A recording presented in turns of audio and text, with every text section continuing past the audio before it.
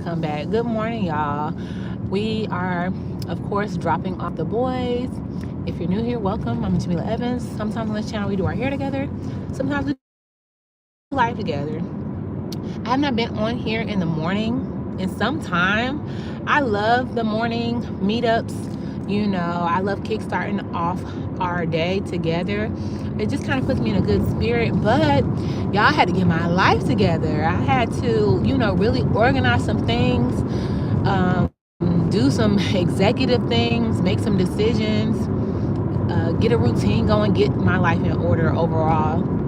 And as y'all know, that can be challenging sometimes with me, struggling with my HD, okay? I appreciate each and every one of you all who come in today. We are steadily growing. I am overjoyed by the community we're building over here. It has been fantabulous. It has been amazing the past almost 2 years now. Getting up here and connecting with each and every one of you all. We have learned a lot. We have grown a lot individually, together. Not just the channel. I'm just talking about like personally in our lives and things. The boys are much older now. The boys are 4 years old now. These past 2 days in the morning time, like, we're starting to really have some independent little boys here, okay? Some big boys, excuse me. We're putting our clothes on in the morning. I'm about to have them start washing their own faces because, child, what?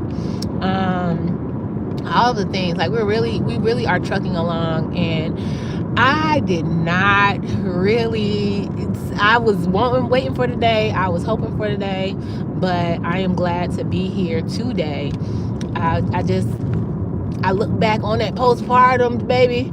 I look back on, coming back from maternity leave to now with the salon, even having Demi in the salon. This is an expression of gratitude, absolutely. If you're wondering why I'm just rambling, I have been leveraging and utilizing gratitude to really push through some turbulence internally, if you will. The term is attitude of gratitude. Lisa Nichols talks a lot about that, I believe, in her book Abundance Now. I think that's the name of it. I read it some time ago. It's sitting on my desk or my bookcase, so I can't remember if that's the true name of it. But y'all, I talk very candidly about my mental health journey, about my therapy journey on here. I share with you all more than I probably ever should. Thank you. Should, and it's all for a purpose. I did recently have some things that happened that made me want to pull back, and but everything else is telling me to lean in. Maybe be a bit more selective, maybe be a little bit more strategic about the things that I share. But honestly, these past few years on social media, since I got pregnant, really, but well, especially after into having them, like, you all have helped me. Just like I feel like I'm trying to help you all. You all have helped me here on YouTube, over on Instagram, all of the things. I've just been very grateful for my in-person community, whether it be my clients, my family, my friends, and you all, because y'all the best, okay? I must admit that I have absolutely the best supporters, the best people. One moment, y'all. Okay, they need to really say, when it's that green light for the person to make the U-turn, there really needs to be a sign. Some of them have signs of like must yield, this and that, but I don't think that the other person knows. Like, if one person needs to have the sign, either the U-turn person needs to have the sign or the left turn person needs to have the sign, because I don't think that people understand the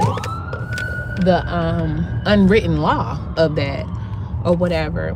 But as I was mentioning, yeah, we have had tremendous growth and support.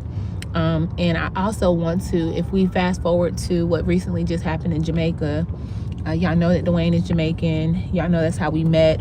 I traveled to Jamaica He saw me. No, I'm just messing. But for real, I traveled there. We met, for lack of better words, and we've been married now almost 7 years. And so a lot of his family is still there, to include his mom and his little brother. And so when the hurricane hit, I was, of course, very nervous, very worried. Um, Try not to stress about it, but very connected with it all. I kept up with the hurricane, constantly checked in on Dwayne. Of course, we lost communication with family members over there. There is most of the country still probably doesn't have electricity. Probably won't have electricity for a very long time. And electricity is the last of their worries. They're at this point looking for water and food. We did a GoFundMe. I've never done a GoFundMe. I honestly was like, yo, this feels like begging. This really feels like begging. But we knew that people wanted to help out. And we knew that that would be the smallest thing that we could do to make his family's time there easier. When it comes time to picking up the pieces. So want to thank each and every person who donated to our GoFundMe. We were able to reach our goal. We set a very small goal. Again, I felt like it was begging. I didn't want to be greedy. I just wanted to, if anyone wanted to help or leave, a little small donation, I wanted people to have a way of doing that. And so we set a goal of $1,000, and we hit that goal within 24 hours. Or we were at 90% of that goal within the first 24 hours. And so I did close it out. We were able to, I think, end up collecting close to $1,200. And so I'm very, very happy about that.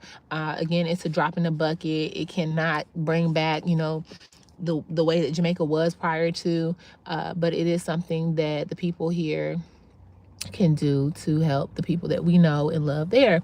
So when I talk about support, that's the extent to the level of support that I have experienced. And now that my cup is full, and now that I am back balanced and well and able to navigate a bit better, I am now using my time to help the people who have helped me, to include showing up for my friends in ways that I probably couldn't have a year or two ago. So I just came on here today to connect, number one, to see what y'all was doing, to say, hey, good morning, Lisa, to really, I was on a Zoom last night with Raymond Torregano.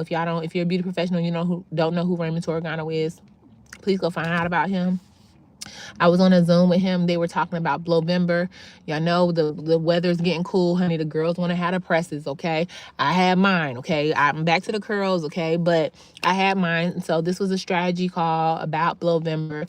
And I appreciate him because the last few times I have come into the room, I have taken a lot of his advice. I've had a few strategy calls with him in regards to my business and in regards to, if y'all are new, I'm a salon owner. I have been a 12-year curl-focused cosmetologist. I have leaned heavily into education behind the chair and now here online, okay? And so what I am doing with my expertise behind the chair is something new. There are other people doing it, but it is new to the industry as far as being able to leverage social media and the internet, and how we are able to go beyond the chair. For a small period of time, I wanted to help other beauty professionals do the same thing. However, child, that's not my ministry. And so what Raymond was able to help me do was to better understand how I could navigate. Y'all know how my brain gets. I want to do 50 million things at one time. So he just was like, pick one. And so that is how I ended up on YouTube mainly. He heavily says we should get on YouTube. So I hopped off of Instagram. I hopped off of Facebook, still use them, still love them. And I started supporting over here and really lock in. And it has been amazing. So on there, he highlighted, you know, just a bit of my journey. He always wants me to kind of share. And so, y'all, life is just good. And I know that there are people all around the world who are going through things, and it just makes me that much more grateful for being able to hop in my car, to drop my children off, to have health care, to have food in my refrigerator, to be well, to be able to talk to you all. Thank you. Yeah, Lisa, I love Ray. I absolutely love Ray. And, you know, at this point in my life, all I really want to do is continue to be able to be better and to be able to do more without pressure. Okay. Because the thing with pressure is it's going to make me shut down every single time. So do what I can when I can, and keep a mindset of doing better. And when I need to rest, I will rest. Okay. So I want to kind of shift what this channel is going to be about. One moment, y'all. This Ricola is doing too much. Hold on. Oops, my bad. If it was gonna do all of that, I could have just. Anywho, we'll be shifting here soon, y'all, in a good way. It's going to be more of the same stuff, but in a much more quality way. So, you know, we love the lives. I have enjoyed coming on and talking to you all live. Not saying that we won't be talking live, but I probably won't be in my car no more. Okay, not so much. I probably will be in the salon. They probably will be other people joining in. We have a lot of content that we want to push out. We want to highlight and showcase the stories of our clients. And when I say the stories, their hair stories, and also who they are as women. It's bigger than hair, and I think I've talked about hair enough. Okay, I'm still going to educate you all on hair, but I really want to bring you all onto people's journeys, where they started from and how they got to having healthy, flourishing hair, and how you can relate to that. Everyone's hair is different. I can't keep on coming on here. I can, but if I keep on coming on here and showing you all my hair, it's not realistic. Okay, I don't know many people who have hair like me. My dad probably has the closest hair to my hair, but he keeps his hair low. My mom's hair is different than mine. My sister, my brother, we all have different hair, but my dad is probably the person who has hair the most similar to mine. And so, you know, I want to bring you all more examples, more people who you can relate to, for them to really showcase what embracing natural hair has afforded them. Not only it's a whole identity shift.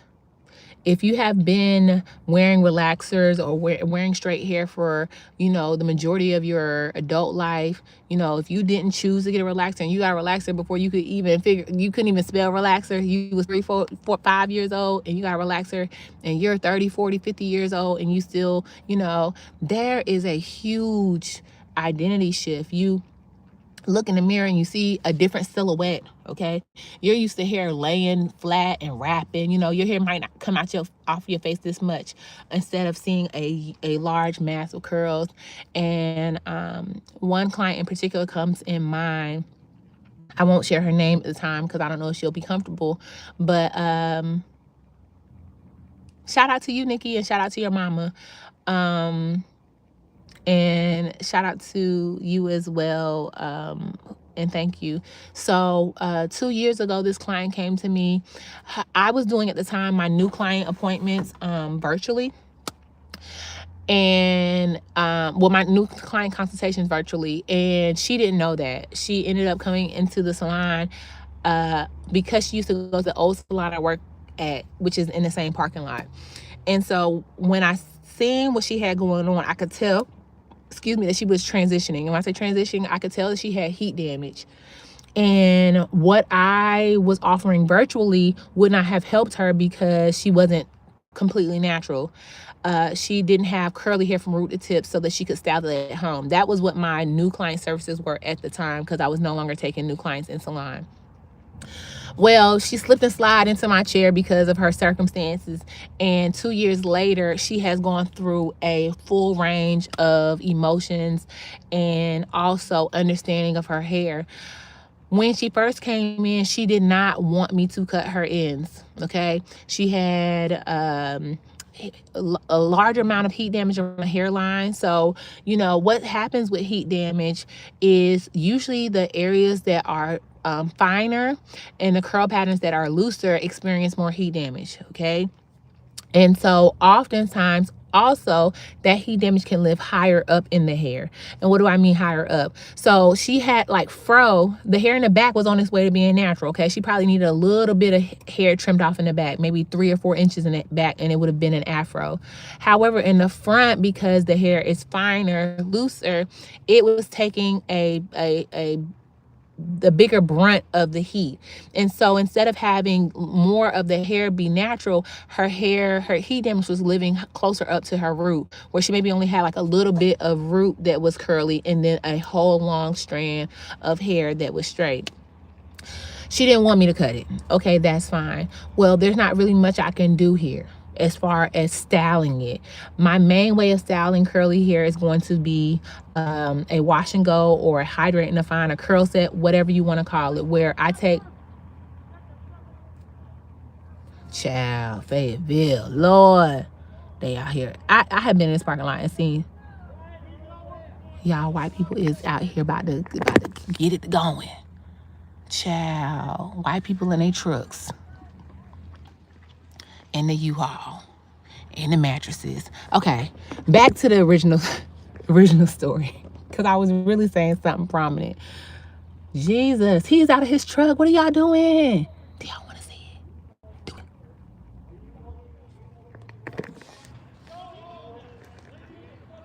Oh, Jesus.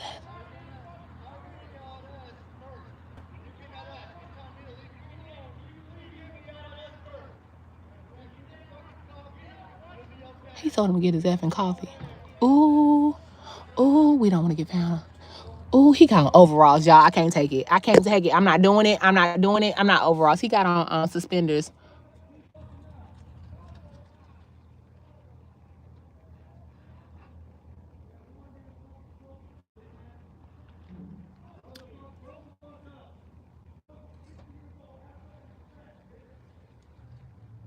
Have Evan respect. B is crazy.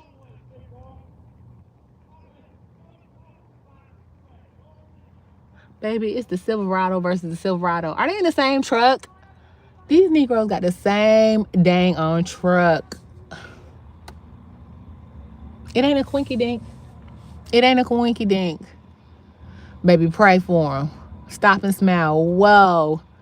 This live took a huge, mind you, the Wingstop guy just dropping the oil off. All right. I was talking about natural hair, but